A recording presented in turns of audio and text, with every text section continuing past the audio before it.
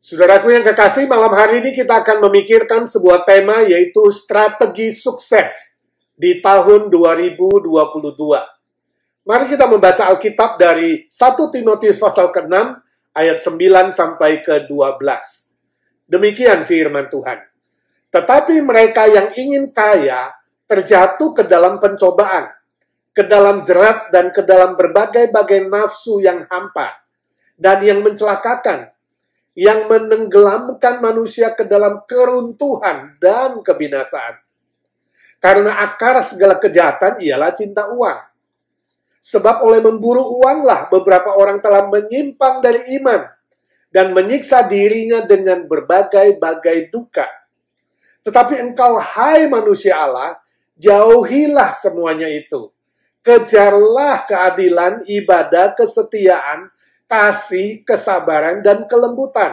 Ayat 12, bertandinglah dalam pertandingan iman yang benar, dan rebutlah hidup yang kekal.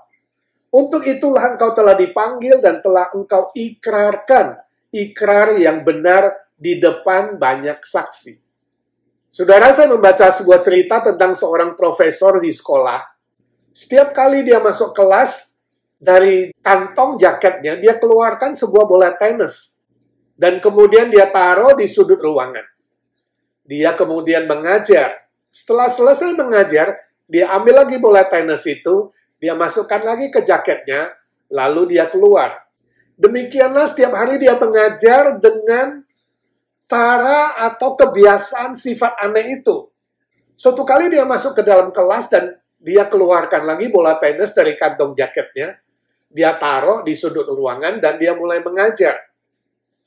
Ketika asik-asiknya dia mengajar, dia lihat ada seorang mahasiswa yang tertidur di kelasnya. Lalu diambilnya lah bola tenis itu dan dilemparkannya bola itu tepat di kepala anak yang tertidur itu. Anak itu kaget terbangun dan dia merasa salah, kemudian minta maaf dan mengikuti pelajaran dengan baik. Sejak hari itu, tidak ada seorang mahasiswa pun yang berani ngantuk apalagi tidur dalam kelas profesor itu. Saudaraku yang kekasih, ini adalah sebuah pelajaran disiplin yang amat tegas, yang amat jelas. Bila tidak mau taat, bila tidak mau mengikuti peraturan, maka akibatnya adalah fatal. Saudaraku, di dalam firman Tuhan seringkali peringatan Tuhan, perintah firman Tuhan juga demikian. Termasuk yang barusan kita baca tadi. Rasul Paulus menuliskan firman Tuhan dengan tegas, dengan bentuk perintah. 3 perintah yang saya sebut dengan 3 strategi khusus untuk mencapai kesuksesan dan keberhasilan. Ketika kita memasuki tahun baru, tahun 2022 ini. Apakah saudara ingin sukses? Saya yakin. Apakah saudara ingin berhasil? Saya yakin saudara akan bilang, ya, saya mau. Tapi apa strateginya? Dan firman Tuhan malam hari ini mengajarkan kepada kita secara absolut dalam bentuk perintah. Bukan pilihan, bukan optional. Tetapi harus, kalau saudara ingin sukses tahun ini, kalau saudara ingin sukses dalam hidup saudara, dalam pekerjaan, dalam rumah tangga, dalam pelayanan, dalam semua aspek hidup saudara, maka ikutilah 3 strategi yang diajarkan oleh firman Tuhan. Yang pertama, jauhilah. Tadi firman Tuhan berkata, jauhilah, hai manusia Allah, hai orang-orang Kristen, hai orang-orang yang sudah percaya, jauhilah. Jauhi apa? Jauhi siapa? Firman Tuhan mengatakan, jauhilah semuanya itu. Apa semuanya itu? Yaitu ayat sebelumnya. Ayat ke-9 dan 10.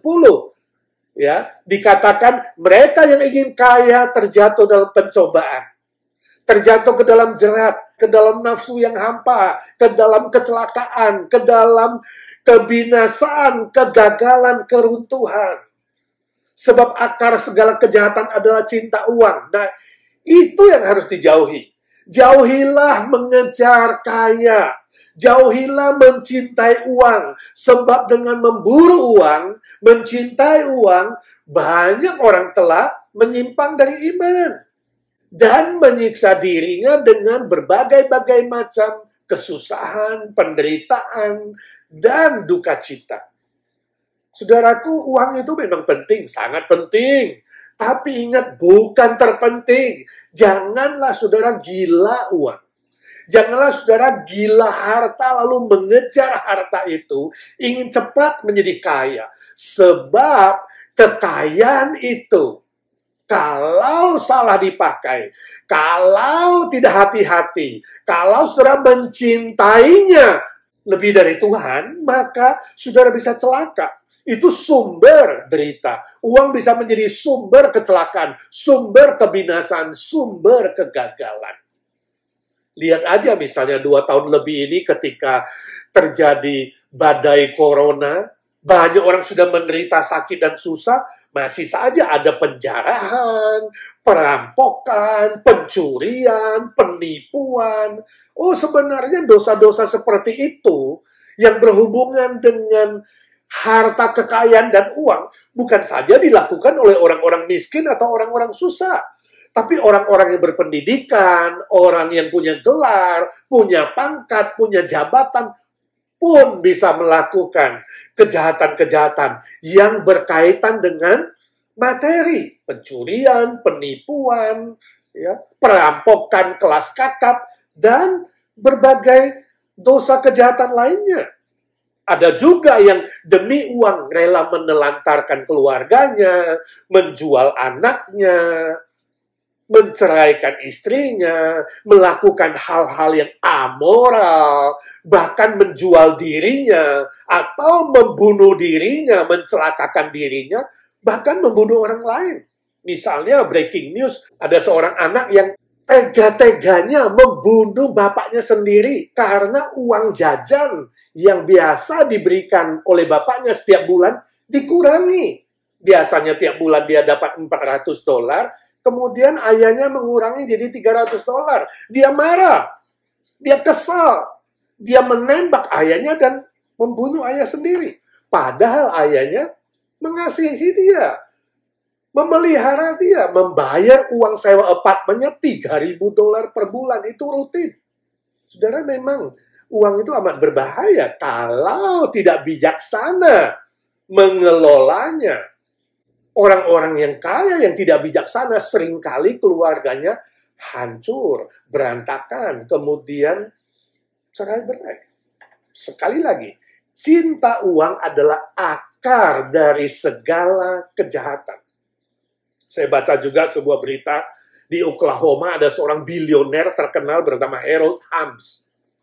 Dia adalah seorang konglomerat minyak, sangat-sangat kaya. Menikah dengan seorang wanita bernama Sue Ann Arnold, tapi akhirnya perceraian dan ribut, dan istrinya meminta bayaran. Suaminya menulis selembar cek membayar kerugian 974,8 juta. Tetapi si istrinya tidak puas. Dia gak terima. Dia marah-marah, dia anggap itu kurang banyak. Lalu suaminya ikut marah dan ingin menuntut balik. Akhirnya mantan istrinya menerima juga, mendeposit cek itu. Memang mantan istrinya itu luar biasa. Dia seorang lawyer, dia seorang ekonom, kekayaannya luar biasa. Tapi rumah tangganya berantakan dan hancur lebur dan memalukan. Saudara melihat, uang banyak, kaya luar biasa, tetapi mendatangkan kegagalan, kehancuran, dan memalukan. Saudaraku, jauhilah itu, kata firman Tuhan. Jauhilah untuk cepat menjadi kaya. Jauhilah mencintai uang lebih dari apapun. Jauhilah mengejar materi dan hal-hal duniawi. Belajarlah puas dengan apa yang Tuhan berikan. Belajarlah menerima apa yang Tuhan berikan dan mengelola dan memakainya dengan baik. Bandingkan misalnya Amsal Sulaiman pasal 15 ayat 16-17. Firman Tuhan berkata, lebih baik sedikit barang dengan disertai takut akan Tuhan daripada banyak harta dengan disertai kecemasan atau ketakutan, kekhawatiran, kegagalan, pertengkaran, dan banyak dosa. Ayat 17, lebih baik sepiring sayur, sederhana, dengan cinta kasih daripada lembu tambun.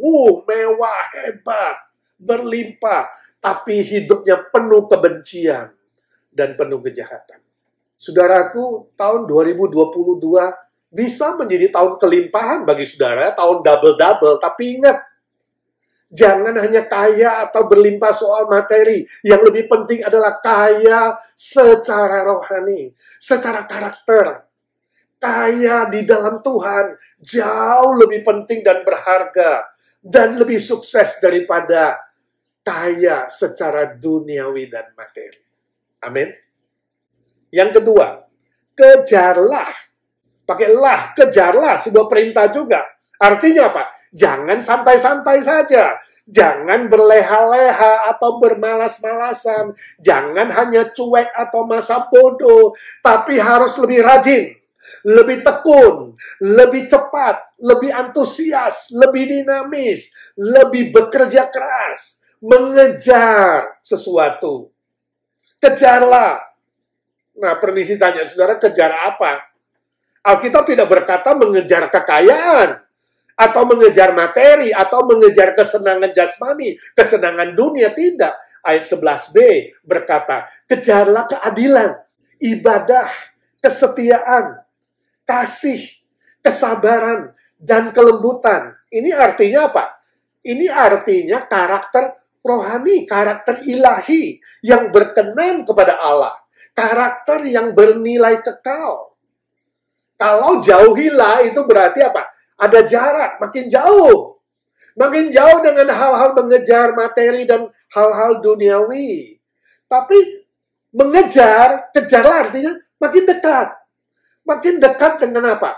Karakter rohani, karakter ilahi. Mendekat dengan perkenanan Tuhan, dengan firman Tuhan. Semakin banyak artinya mengejar itu, semakin bertambah, semakin dekat dengan apa yang Tuhan mau, apa yang berkenan kepada Tuhan dan menyenangkan hati Tuhan. Nah, permisi tanya, saudara, selama ini saudara kejar apa? Kejar itu bisa berarti gila, ya. Mengejar, gila. Gila apa, saudara, selama ini? Gila kekayaan, gila kecantikan, gila kehormatan, gila hal-hal materi, kesenangan duniawi. Atau saudara makin gila, artinya makin semangat, makin tekun, makin rajin untuk menjadi dewasa di dalam iman.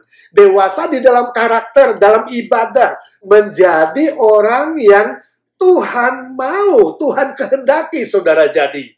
Yaitu orang yang menyenangkan hati Tuhan. Berkenan kepada Tuhan. Saudara, saya baca sebuah cerita dari seorang pendeta, Pastor Tim namanya. Dia cerita tentang seorang bapak bernama Todd. Istrinya suatu kali dengan uang simpanannya membeli alat kosmetik yang cukup mahal. Yang memberi garansi, jaminan, bahwa kalau pakai kosmetik itu akan tampak lebih muda. Lalu setelah membeli, istrinya Todd kemudian duduk di meja riasnya dan dia mulai memoles, memakai semua alat-alat sesuai dengan apa yang sudah diinstruksikan. Dan berharap produk itu memberikan mujizat, membuat dia lebih muda. Nah, setelah selesai memakai semua, dia tanya kepada suaminya, suamiku, coba katakan dengan jujur. Coba lihat dengan hati-hati ya. Kira-kira saya ini usianya berapa? Lalu suaminya memperhatikan istrinya dan berkata, melihat dari kulit wajahmu, kamu seperti usia 20. Pak istrinya tersenyum. Melihat dari rambutmu dan matamu, kamu kelihatan seperti 18. Wah, istrinya makin tersenyum. Dan melihat penampilanmu, bentuk tubuhmu, kamu seperti 23. Wah, istrinya bilang, dasar kamu laki-laki yang pinter merayu. Seneng rasanya dipuji, tampak muda begitu, padahal usianya sudah 40-an. Lalu suaminya bilang, tunggu dulu. Saya belum menjumlah semua angka-angka tadi. Kalau dijumlah, kamu usianya 61. Dasar kamu. Saudara permisi tanya, kalau saudara adalah istrinya Todd itu, apa reaksi saudara? Ya. Apa saudara kesel atau menjadi lucu dan ketawa bersama-sama? Saudaraku, wanita itu memang sulit ditebak. Sulit dimengerti. Ya. Sulit diketahui isi hatinya. Emosinya seringkali katanya cepat berubah-ubah. Labil. Pikirannya susah ditebak. Kita pikir A, dia pikir B. Sering bikin suami-suami pusing. Contoh, suatu kali ada seorang istri bilang sama suaminya, Mas, bajunya bagus ya? Bagus, kata suaminya, belilah. Ah, jangan mas, itu bajunya mahal. Suaminya bilang, ya demi istri gak apa-apa. Istrinya bilang, kan masih banyak keperluan lain mas. Gak usah lah ya. Lalu suaminya bilang, ya kalau gitu gak usah beli. Istrinya bilang, oke deh, beli deh. Suaminya bilang, kepalaku pusing. Susah dimengerti apa maunya. Cerita yang lain, istrinya bilang, Mas, aku bagus gak pakai yang ini? Bagus? Ah, masa sih mas? Tapi tampaknya aku gemuk pakai pakaian ini. Suaminya bilang, ya kalau gitu pakai saja yang lain. Nah kan, kalau gitu kamu bilang aku gemuk dong. Suaminya bilang, yang kepalaku puyeng. Maunya apa sih? Lalu suatu kali suaminya bilang dulu, Neng, kamu pakai baju itu kelihatan cantik loh. Lalu istrinya bilang, oh jadi kalau pakai pakaian lain gak cantik ya? Kamu menghina ya? Suaminya bilang, kepalaku mau pecah. Gimana sih ini istri dipuji salah gak dipuji salah? Lalu suatu kali istrinya bilang, Mas, cantik mana aku sama dia? Ya jelas cantik kamu dong. Ah, masa sih?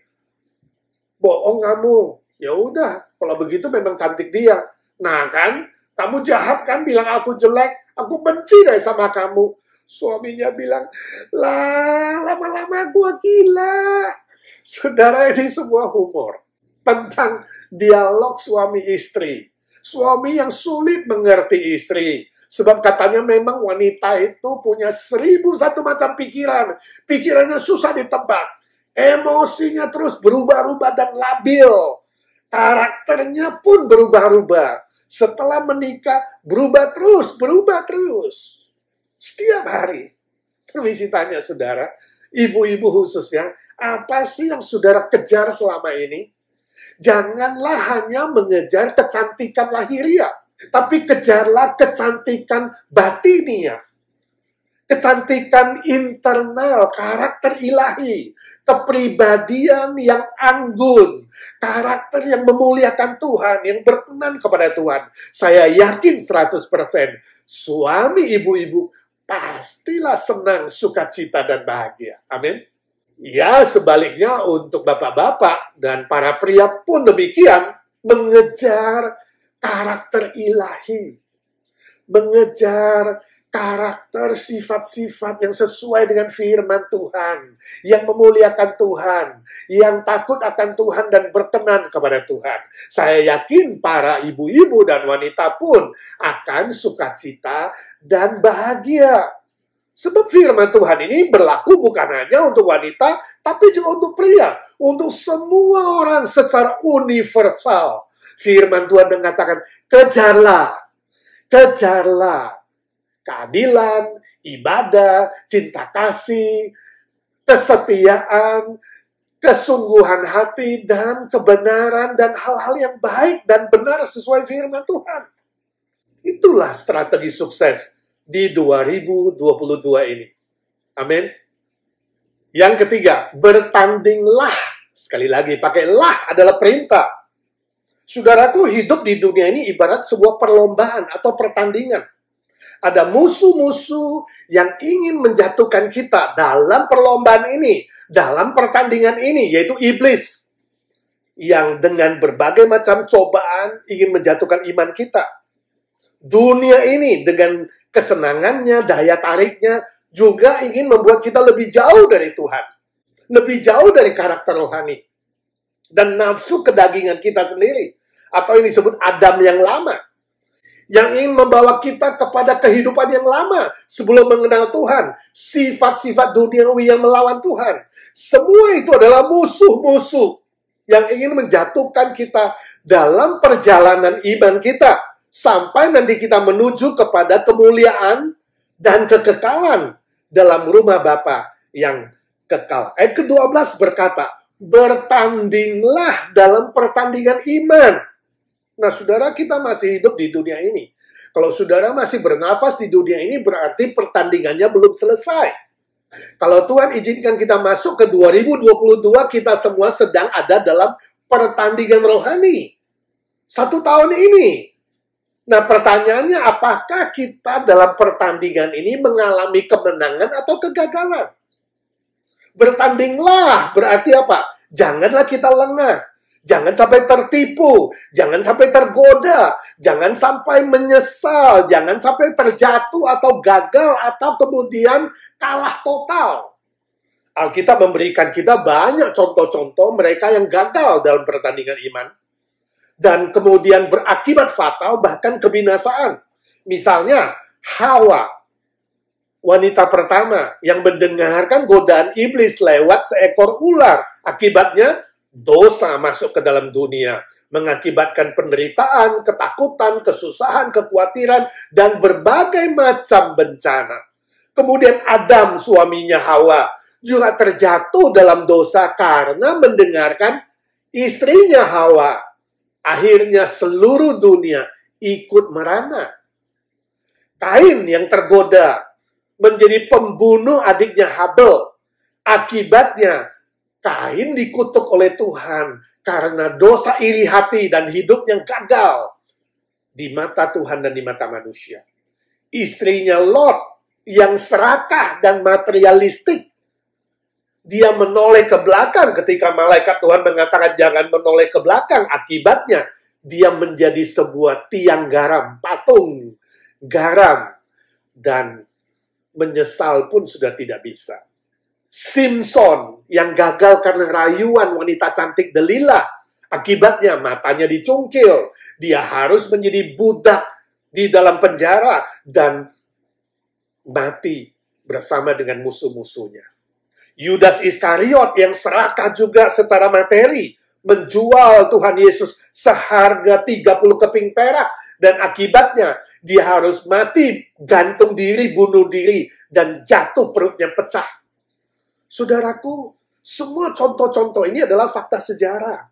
Permisi tanya, apa kelemahan saudara selama ini dalam pertandingan di dunia ini?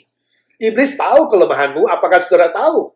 Hati-hatilah, iblis akan menggodamu, mencobaimu, dan berusaha keras untuk menjatuhkan kamu, menjatuhkan imanmu. Saudara harus mengerti di mana kelemahanmu.